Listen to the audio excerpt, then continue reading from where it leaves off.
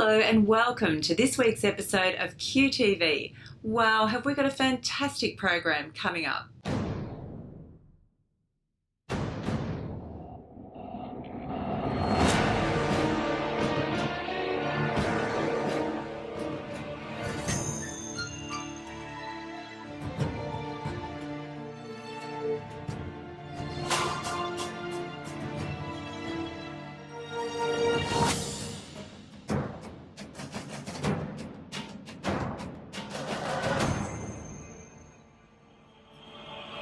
First off, we'll be talking to writer Christos Tsiolkas, whose new book Damascus was recently released. We'll bring you inside for the moving ceremony of the AIDS Day Memorial Service. Callum and Andrea talk about the challenges intersex people face in our society. And our Moments in Time series remembers the important role played by beats, allowing men to meet other men for sex. I'm at Abbey's on York Street, one of the best bookshops in the world, I reckon. I'm here because my new novel, Damascus, has just been released. It's a novel I've worked on for the last 5 years, about the beginning of the early Christian church. But I think it's also a novel about what these people believed, what these people did, how they lived, and how they suffered. That I think still speaks to what's happening in 2019. I hope anyone who reads it really responds to it. When I look back on it now, I had an absolutely magical childhood, I think. I grew up in inner city Melbourne. At 13, I moved high school from a very migrant area to, at that time, quite Anglo-Celtic. And it was also around the time that I was becoming aware that, that I was homosexual, though I definitely wouldn't have articulated it as such at 13. And so that kind of sense of where do I belong and how do I make sense of these conflicting identities to do with being a migrant child, being a gay man or a gay youth. They fed into my writing, and the way that it happened was through falling in love with books. It was books and it was cinema that gave me a way of understanding who I was and how I was in the world. Adolescence was really difficult. Adolescence was a real struggle, and adolescence was where I realised I had this huge rage about the world, rage about my own body, rage that I felt like I had been given dealt a bad hand, in terms of trying to reconcile sexuality and masculinity. Where I was really fortunate is that I discovered literature and I discovered art, and then this yearning, and that's what it felt like, just this need to write. And I think it's in my work that I was able to put that rage. Years ago, a friend of mine sent me a book to read by the American writer Tobias Wolff. I always talk about this because it was like a turning point for me, and he wrote a memoir called In Pharaoh's Army, and he says in that book, when I started writing, learning to write saved my life. And as soon as I read that made complete sense to me. I think there's that really incredibly formative time when you're in adolescence to young adulthood, and the books you read and the films you see and the artworks you see, they just stay with you. They become the seeds of really your own work. So many of the writers that I loved, like Norman Mailer or Philip Roth, they themselves were children or grandchildren of immigrants, and I think they captured part of an experience I was hungry to read about. I was also really lucky. I had a very wonderful English teacher, an English literature teacher in high school, and I really think those teachers make a difference. His name was Mr. Javier. He grasped that, that I loved books, and he introduced me to European literature. I'm very, very grateful to him for that introduction to that world. There's that very, very pivotal adolescent, young adult experience of the world, and that's always going to be part of my writing, of what my influences are. I think the other thing, and it's not only an Australian experience, I've talked to people who are the children of migrants across the globe, and there's this certain sense that you have of a responsibility because you know where your folks came from. And largely the migrants come, I mean, they make that huge journey. They put themselves in a situation of exile in a place where they don't know the language, they don't know anyone, they've separated from family and nation. All that experience, the fact that they dedicated themselves to their children, that their children would have an education, would have a life that was not possible for them, there's a certain responsibility you feel. When I was younger, that responsibility felt like an absolute burden because I thought I would never be able to live a life that would honour that experience. And there was that part of, to become my own person, to become, to choose a life that I wanted to commit to, felt like I was betraying their dreams. But the older I get, and I think that trajectory is there in my writing, I feel less that it's a burden and more that it's a gift. I think kind of having that realisation of responsibility is quite important.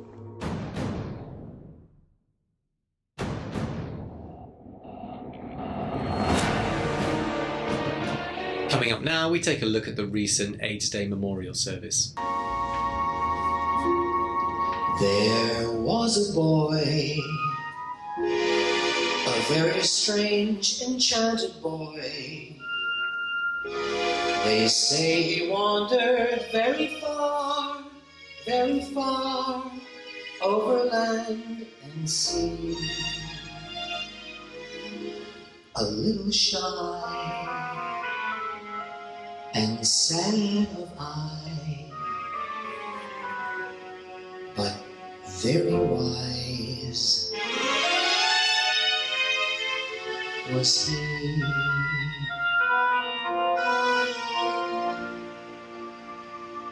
And then one day, one summer's day, he passed my way.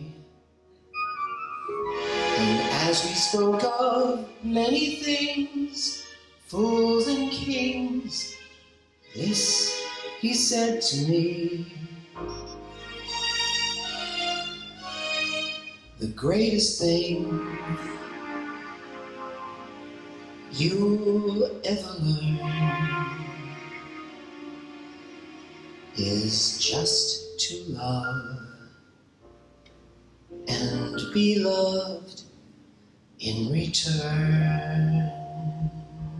I haven't sung that for quite a long time because it chokes me up, because it always makes me think of people I knew back in the days when AIDS first emerged, and people that we lost before we even knew what was going on. Many of us here are mourning people that have died too young. Another World AIDS Day is upon us, and another memorial service. After my own diagnosis in 2008, these days have been very special for me, for my healing, and for those around me, like my parents here today. I won't cry. But World AIDS Day always gets me thinking about the global context, our world, and that AIDS is a big part of it. It makes me think of the women and girls that are disproportionately affected by HIV and why that is. Lack of access to healthcare, education, gender-based violence. Sexual and reproductive health rights are non-existent for most women around the world. Stigma. You can reach me by the railway. You can reach me by trailway. You can reach me on an airplane. You can reach me with your mind. You can reach me by caravan. Cross the desert like an airman. I don't get how you get here. Just get here if you can. I'm a long-term survivor of HIV, and I'm a survivor of mental illness. I had been a medical researcher when I became ill with viral meningitis and bipolar disorder. I had a 15-year period of disability because of HIV, but now I have a story of recovery.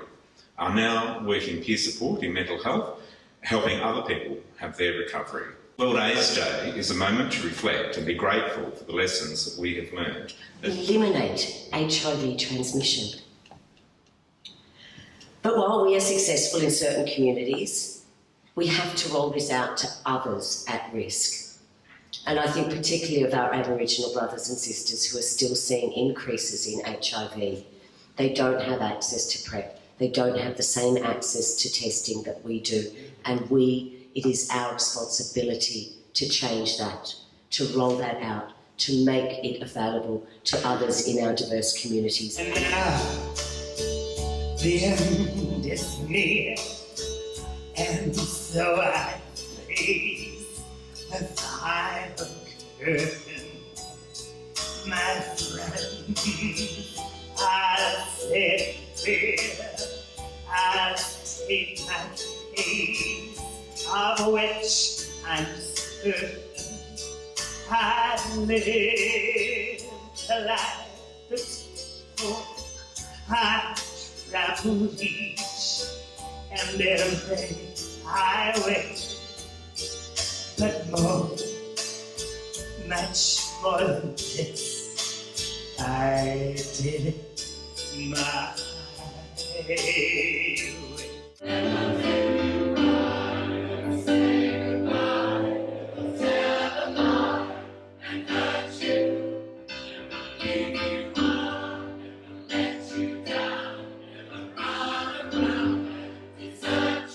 We're here today to commemorate my friend and Jan's sister, Malcolm Wade, who passed away in July. And we've walked in to see this beautiful quilt that Malcolm did for his partner Tony, who passed away in 1992. I lost so many friends in the late 80s and 90s. The panel is about our beautiful friend Tony Casa, who died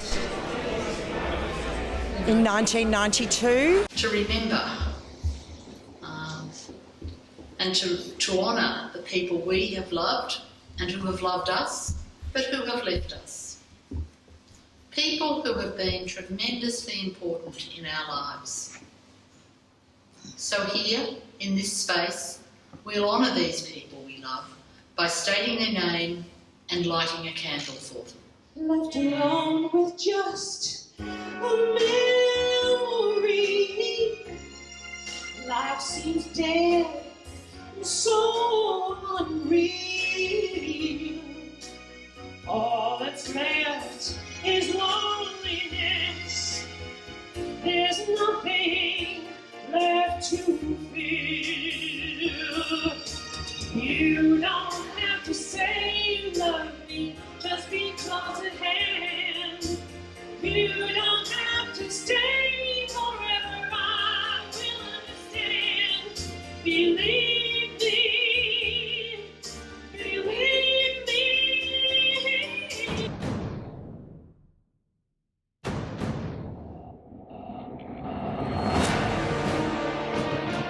Coming up next is Callum and Andrea, who spoke on Joy 94.9's Saturday Magazine.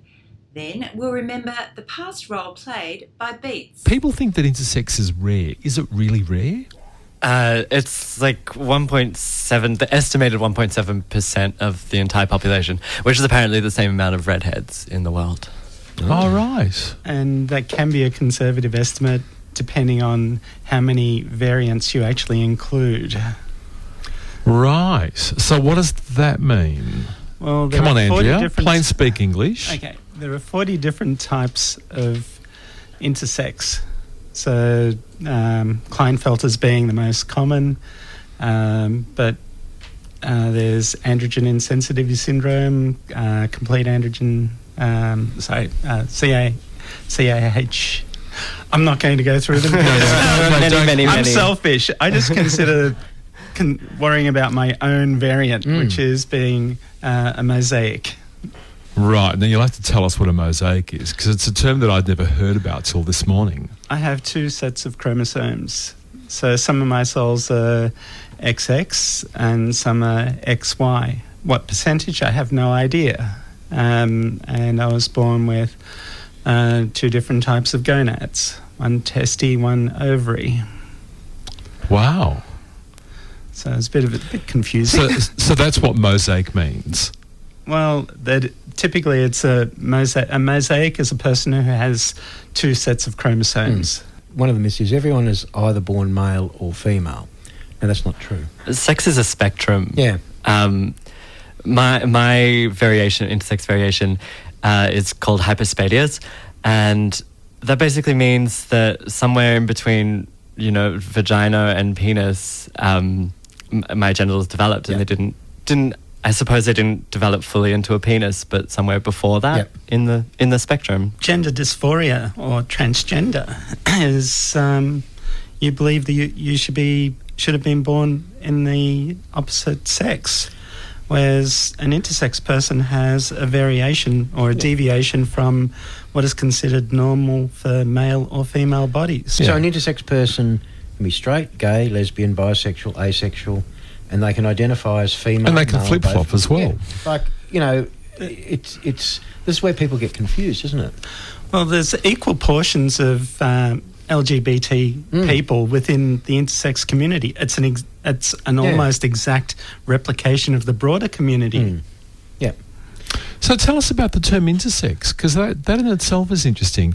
Historically, it used to be people talked about hermaphrodites and talked about all sorts of other stuff, but intersex is sort of the language that we're using now. What's so special about that? Intersex is a blanket term that encompasses so many different variations of our bodies, and it's just a convenient way of representing a community.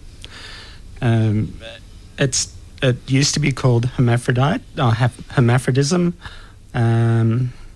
or I forget the ancient word. It was androgyne.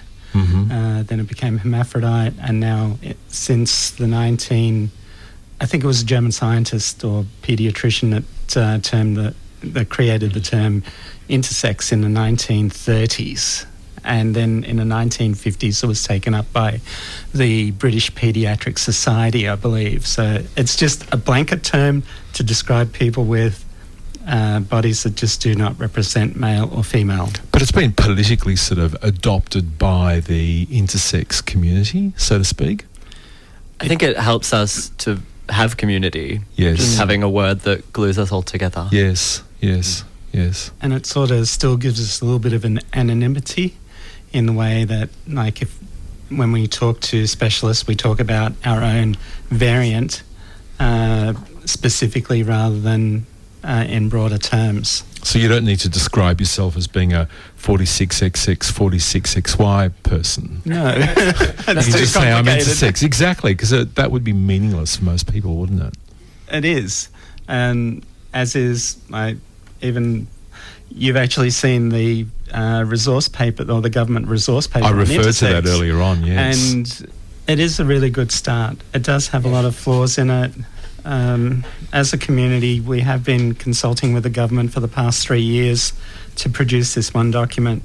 This is really the first stage of the whole process of defining our lives and the resources that we require to exist. It does have flaws in it, and hopefully it will be resolved. It's really, really important work. In terms of, what needs, obviously, as a community, you're working hard at informing people and working with different community groups to understand. To help people to understand it, what is the one thing that you'd say to listeners out there that would help them understand what intersex means? I don't know if there is one thing I can say, because it means a lot, and it's affected my life in so many ways, and it's affected how I've been treated, it's affected my mental health. Listen to our stories and recognise that there's a lot of mistreatment in the intersex community from doctors and hospitals.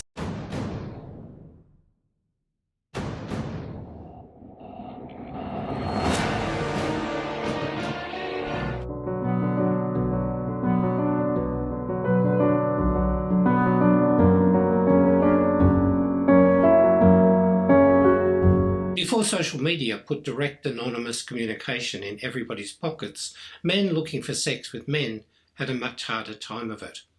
There were places you could go, pubs and cafes that would welcome you, but you had to be really discreet, and you kind of had to find your way there in the first place, which was mostly done through word of mouth. There were no ads in the newspapers, for example. And so where it was that people went, or men went, to meet other men, were places that came to be known as beats, which is actually an Australian word. Beats were places where men could plausibly hang around, waiting for somebody else to come along who might be interested in having sex. They had to be sort of public and sort of private, which made them an interesting kind of place to think about. In Melbourne, we know of beats as early as the 1860s. There was one on the corner of Lonsdale and Swanston Street. And in the 1870s, the Carlton Gardens and Star Alley in the CBD are both known to have provided places for men to meet other men. In the post-World War II period, the opportunities expanded. The sprawling suburbs of Melbourne always had parks and public toilets and shopping centres where men could meet each other. Because they were a little bit more public than some of the earlier beats, it was easier for the police to target them, and sometimes they did. And working with the press, they would expose these dens of iniquity. Ironically, of course, this had the effect of drawing attention to them, and as long as you waited for a little while for things to settle down, it was a place where you knew you could go if you wanted to find other men to have sex with. Beats weren't only about sex, though. They were also social places where men could gather. They could meet other people. They could be introduced into the private world of camp men, camp being the word we used to describe ourselves at the time. Or you could just have a bit of a natter with friends who you saw there on a regular occasion, dispersing when something attractive came along and then gathering together depending on your luck. In Melbourne, we're lucky to have a map that was produced by, we think, Society 5, the first gay rights organisation. We think it hung on their wall in their headquarters, which lists the beats and the kind of names that people gave to them. It's really striking, and it's an indication of the way in which they are social places, that all of the beats have names that people use to define them and to recognise them and to refer to them. Here's a bit of a list of the beats that are marked on the Alga map. Fairydell, Spanish Mission, Como Court, Camberwell Cairns, Burwood Boys Bog, Hole in the Wall, C. Jeff, brackets often, the Caulfield Intercourse, which was presumably near the Caulfield Racecourse, the Hartwell Haven, the Great Outdoors, the Police Special, the mind boggles, and they go on and on and on. Here, behind us, we have the Flower Pot, opposite St Patrick's Cathedral, and called the Flower Pot because it was underground, and on top there was a circular garden which was intended to beautify it, but which ended up giving it its special name. Must have been a certain element of excitement, but also fear about going around in beats back in bygone days. And I guess the modern community now doesn't really have an idea of what those situations are really like, because we've got so many bars and saunas that modern guys and girls actually meet up in. But there you go. That's QTV for this week. We hope you've enjoyed this episode, and Tess and I will be back next time for another great episode of QTV. Bye for now. You don't have to say you love me just because